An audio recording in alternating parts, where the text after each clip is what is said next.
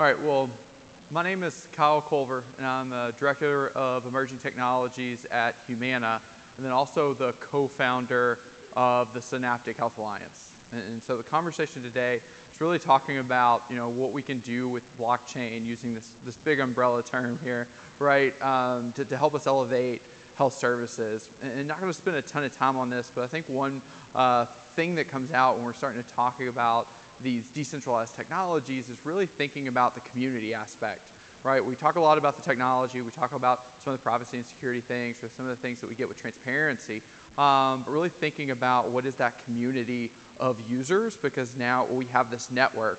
And so that is a different viewpoint than looking at a customer, and then also looking at how we operate decentralized governance as an aspect. I know we've talked about these things, but these were things that I was very excited about when we founded Synaptic, and not just the technology side, but how we could use these other aspects. But I know we've talked about that a little bit already in this conference, and so I'm not going to try to run everybody through it. But I do think both the why and this next slide of talking about concerns are something that potentially groups like this can collaborate more on, because as you're talking to people about what it is and what it is not, I think there's a lot of repeated conversations that are occurring. And so I think there's a lot of value in having materials that we can share and point out and say, hey, this is kind of things that we all agree on, and then there's some different schools of thought on these different things, and kind of pointing to different literature there. And so I think that's just a big opportunity for us to collaborate. I think it's important to talk about these things with an example, and I'm excited to talk about Synaptic and the example we have with the product.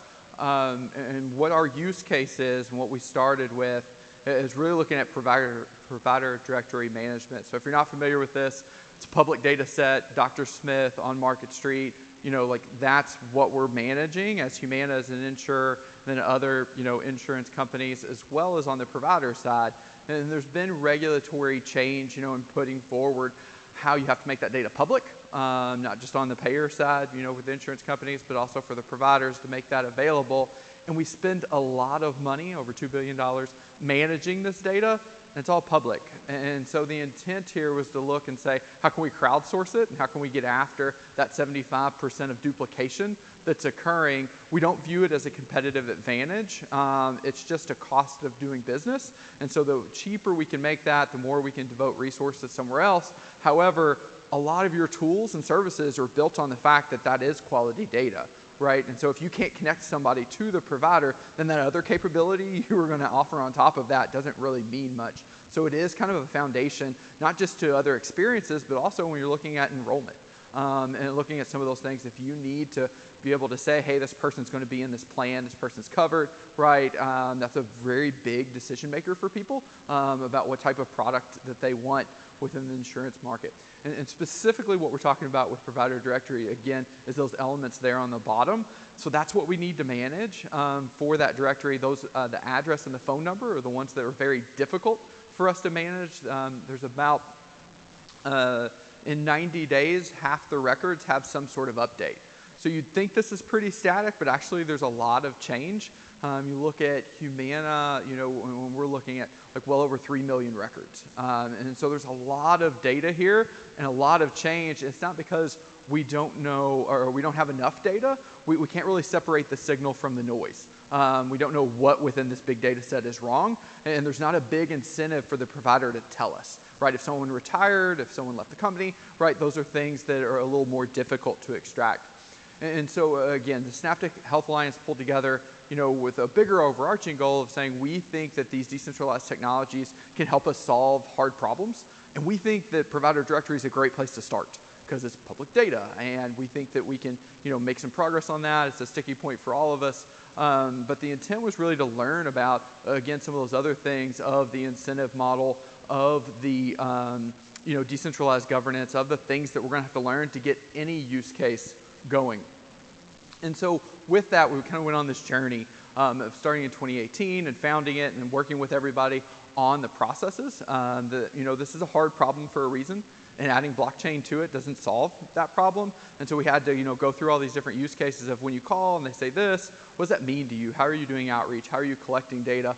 And through those activities, we were able to kind of get through these POC findings that are listed there and be able to trust each other's data, because we can't really use it, right, if we can't apply it and change it. And so the intent was really to have shared processes and then prove that we could trust the data from the others, and then also learn what does it take for us to operate this, how do we connect it to our systems that we have internally, so that when we are making outreach calls and saying, we learned this from this outreach, or somebody updated this on the portal, that now that data is piped over and shared. And the bigger thing too when we were looking at this is not just that we didn't have a mechanism, but we also didn't have a reward system in place, right? And so if we say, hey, us and some competitors are going to get together and we're going to share data, that sounds great, but the altruism kind of breaks down over time. And so what's the behind that to say, hey, if you give us good data, we'll offset that cost of your outreach. And so the people who are actually providing value to the network are getting a reward, and the people that are consuming value from the network, again, are fronting that cost for that consumption. And so the intent there really is that you can play on either side however you want. If you want to provide great data, and you don't really care to consume, then that's fine. And if you're just wanting to consume data, then that's great too. A lot of the members we have play on both sides just because that's the operations that they already have. And so then they're just connecting that up and running that. Another key piece to think about when we're talking about incentives is the treasury for Synaptic, and what we're looking at there is really to be neutral.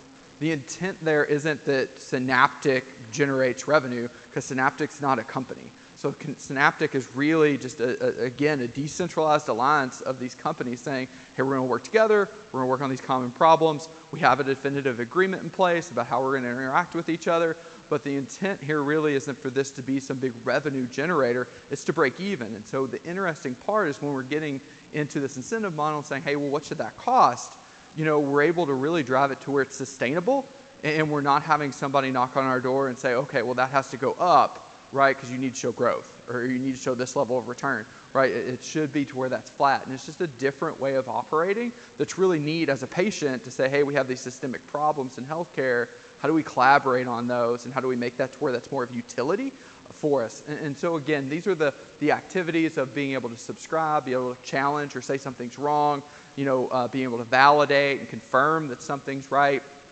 And then we have flag, which isn't incentivized, right? So there's no penalty if you're wrong, or no reward if you're right, but you're saying, hey, I think something's wrong here. And so those were things that are implemented. They're in smart contracts on the blockchain. And so as activities are made, right, those are things that are now done and tracked so that there's a balance that's out there.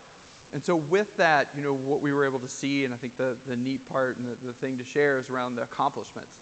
And so the 90% data quality threshold was the big one. That's what we started out with saying. So when we look at our phone call outreach, if I'm calling Dr. Smith and trying to get their information, we view that around 90% quality. So for us to be able to consume data from another company and be able to get 90% or exceed 90% is what we need to be able to not make that phone call, right? And so we were able to get to that threshold. The other piece is we're seeing that we can avoid a lot of that outreach because someone else has already made it sooner. So a lot of the way these operations work, right, you have this big queue of calls and you say, okay, well, we're going to work through these 1,000 calls. Well, now if we bump that up against Synaptic's data and say, oh, well, these people have already been called recently or within the past 30, 60, 90 days, let's not make that call. And then go double check that, we're still seeing that quality's there, right? We can trust that data, and now we don't have to make that outreach. There's a lot of other outreach we need to do, right? So it doesn't eliminate that need, but allows us to be much more efficient. We believe that we can drive up that number. And so we're seeing this also as being more of a cash flow neutral activity. And so when we're looking at the organizations who are sharing data and then also consuming data, they're approaching of, hey, I don't want this to be a cost to my operations center. And so what I'm going to do is I'm going to share data and I'm going to use the money we made off the data we shared to then go spend and consume data. So no one's saying, hey, I want all the data, right? But they're saying very strategically, this is somebody that either doesn't answer the phone when Humana calls them, right? Or this is somebody who we've had trouble getting with. Does somebody else have information? And using that to drive what they subscribe to. And so in the, kind of following back on why I found this interesting at the beginning is we were able to show a lot of these other things. We were able to show an incentive model that really motivated people to participate in the ways that the community needed them to. We were able to show decentralized governance and that transparency of transactions. So if you are participating and you share that data, everybody knows that you've made an update, and then they can make an informed choice if that's something they want to apply or purchase. But that's visible to everybody, and we're trying to get to that very public nature, right, of open source and being able to share that data. And so very aligned with what you want to see as a patient and organizations collaborating together. What we talk about next, and so we've been on this journey for a while. Synaptic's now in 5 states and expanding out, really looking at what are those other use cases. And so again, I showed the data set of provider directory, and there's really only that small number of elements. There's a lot of other provider data, and so with that, trying to look and say, okay, what are other elements? Are there things like where should we send medical records, right? Like things like that are good for other operations that are valuable, and we can now attach to the other directory data that we have. And then also looking at credentialing. I think there's interesting things when we look at API registry. So now with all the regulatory changes, there's a ton of APIs that are everywhere, but there's not really a registry or protocol to go access those. And so there's a ton of direct connections being built. People are saying, okay, well, ask us, and then we'll go get that data for you. Whereas if we're familiar with some of the internet technologies, SMTP doesn't care who you're trying to send that email to, right? There's a protocol in place and it allows you to make the request and it routes it where it needs to go. We need similar decentralized protocols to enable some of these healthcare transactions, whether it be going to get data via Fire API registry or decentralized claims. There's so much waste that's in the system. I'm really excited that we've been able to make progress with some really large players on a use case. And now we can use that foundation for other more complicated use cases that potentially have more value. So with that, I'll pause, seeing if there's any questions. All right, I'll wrap up. That was the end. Sorry, not a pause. All right, thank you.